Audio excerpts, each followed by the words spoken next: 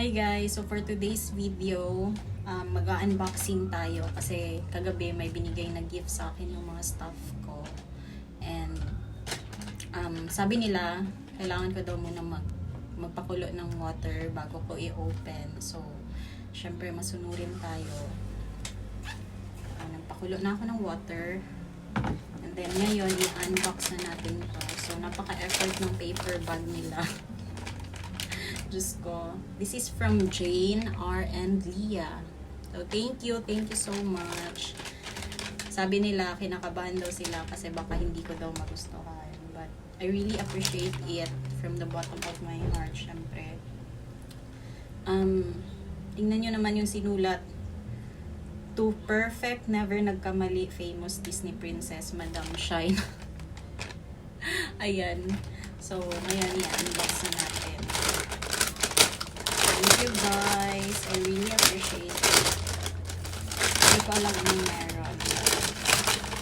Meron na akong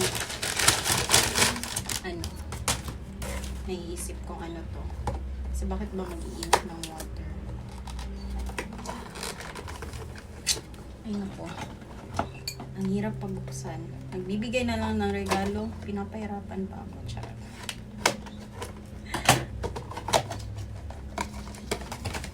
So, ayan siya. Mug. Tamang-tama kasi nabasag yung mug ko. Oh my God. So, I think lalagyan ko to ng water. And alam ko na kayo lalabas dito. So, ayan. Kailangan ata punuin to eh.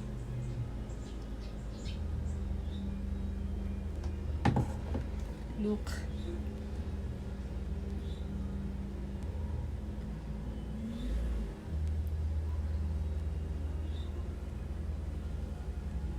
Ang sweet! Tapos andyan silang tatlo. Bakit niya nilagay yung pictures niya? So, ayan sila. Ayan yung mga nagbigay. And ito yung picture ko. Oh my God, ang init. So, ayan. Wow! Ang ganda! Thank you! Thank you so much, guys. Thank you. Love you all. Sana lang hindi ko to mabasag. Kasi apaka-clumsy ko sa mugs. Like, sobrang dami ko ng mugs na basag. As in, sobra. So, ayan. Hindi ko na lang siguro to gagamitin. Parang i-display ko na lang. Thank you so much. Ang ganda, promise.